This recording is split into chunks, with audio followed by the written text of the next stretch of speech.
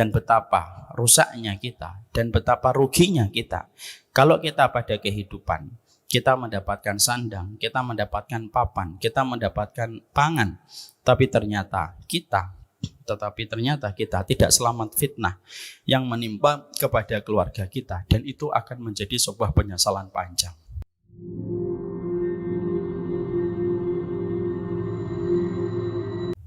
Kita harus betul-betul menjaga keluarga kita. Dan tidak ada yang paling kita jaga dari keluarga kita kecuali selamatnya keluarga kita dari fitnah. Hari ini banyak keluarga, mereka memiliki rumah, mereka memiliki pangan, mereka memiliki papan yang bagus. Tapi ternyata belum tentu mereka selamat dari fitnah. Dan betapa rusaknya kita dan betapa ruginya kita kalau kita pada kehidupan kita mendapatkan sandang, kita mendapatkan papan, kita mendapatkan pangan, tapi ternyata kita tidak selamat fitnah yang menimpa kepada keluarga kita, dan itu akan menjadi sebuah penyesalan panjang. Saya ambilkan sebuah kisah nyata supaya ini tambahan mukadimah, supaya kita paham betapa mahalnya keluarga kita dan betapa ruginya kita, betapa buntungnya kita kalau keluarga kita sampai mendapatkan fitnah. Sebuah kisah nyata yang kita jumpai masih ada di headline berita dan kanal berita besar.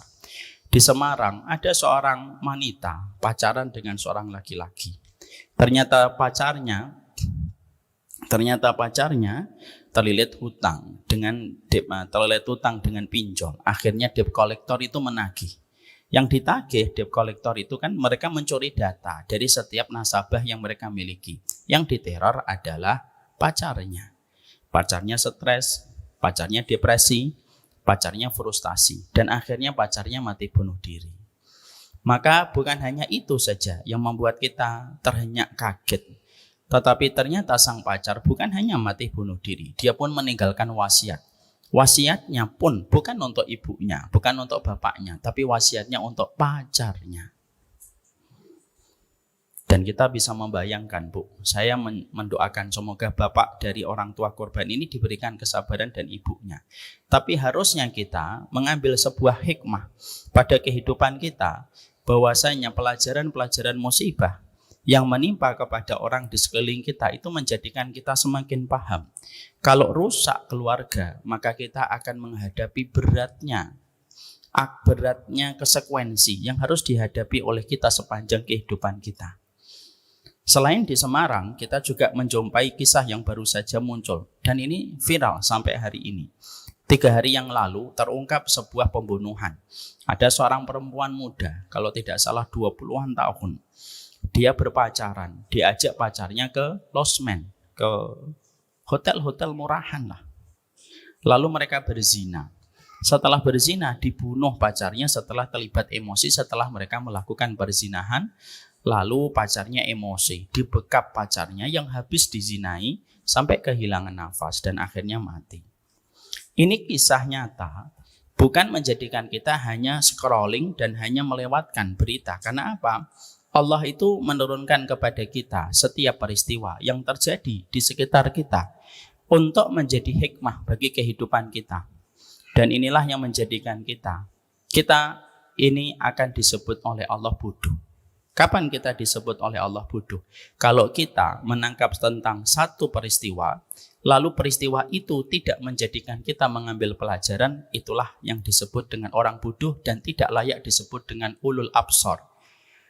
Ulul absar itu adalah mereka yang mampu mengambil setiap peristiwa kepada pelajaran intinya apa. Dan kita harus paham. Satu persatu kita menjumpai keluarga yang mendapatkan fitnah, dan itu menjadi cobaan untuk kita supaya kita ekstra menjaga keluarga kita dengan pertolongan Allah. Ada satu kaidah fikhiyah, Ibu, ada satu kaidah hikmah yang dikatakan para ulama kepada kita, masa ibu qaumin ingda qaumin fawaid. Musibah yang menimpa kepada satu kaum itu pelajaran bagi kaum yang tidak mendapatkan musibah itu. Kalau musibah itu Allah sudah jalankan, beritanya nyampe kepada kita di genggaman tangan kita dan melalui WhatsApp dan media sosial kita, tidak mungkin berita itu kebetulan kita membacanya. Gak ada yang kebetulan.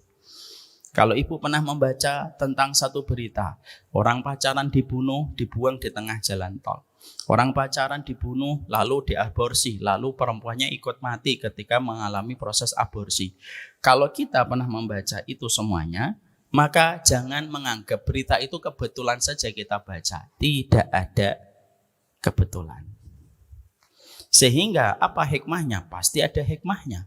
Allah mengirimkan berita itu nyampe kepada kita supaya kita berhati-hati. Hari ini kamu membaca seseorang dengan keluarganya menjadi korban. Jangan sampai kamu menganggapnya biasa, melewatkannya saja, tapi tanpa kita sadari. Naudzubillah min dzalik, satu waktu kita pun akan menjadi korban dan kita akan menjadi head news dalam satu pemberitaan. Hanya karena kita tidak mengambil hikmah dalam setiap peristiwa.